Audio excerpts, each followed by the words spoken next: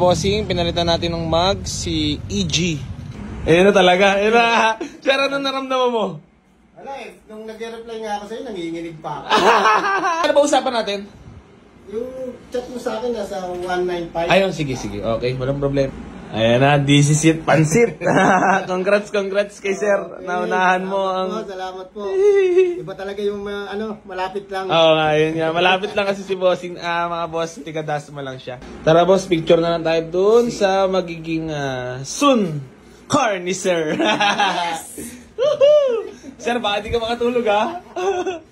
Ayaw pa talaga upuan ni sir eh. Lahat picture mami.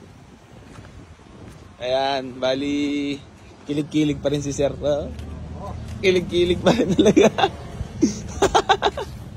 Sir, okay lang ba? Panalo. Baka nalalaginip ka pa.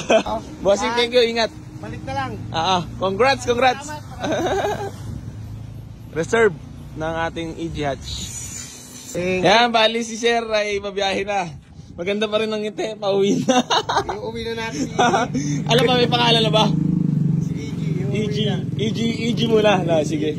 So mga bossing, papakita ko lang sa inyo yung nakuha ni sir sa atin na matagal na niyang pangarap. So, siya pa rin na nagwagi.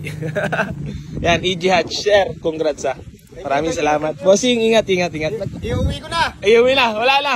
Sabi mo sa mga pasensya na sa mga unahan. Pasensya na sa naunahan. Iuwi ko na. So yan, ingat sa biyahe, bossing. Napaka-poging EG Hatch.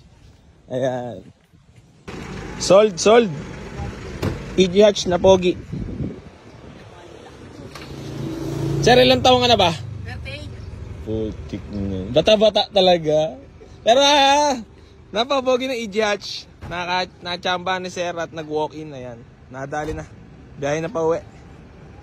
Shoutout muna kita pre. Yan, nasama ka muna dyan. Sold! Bye-bye!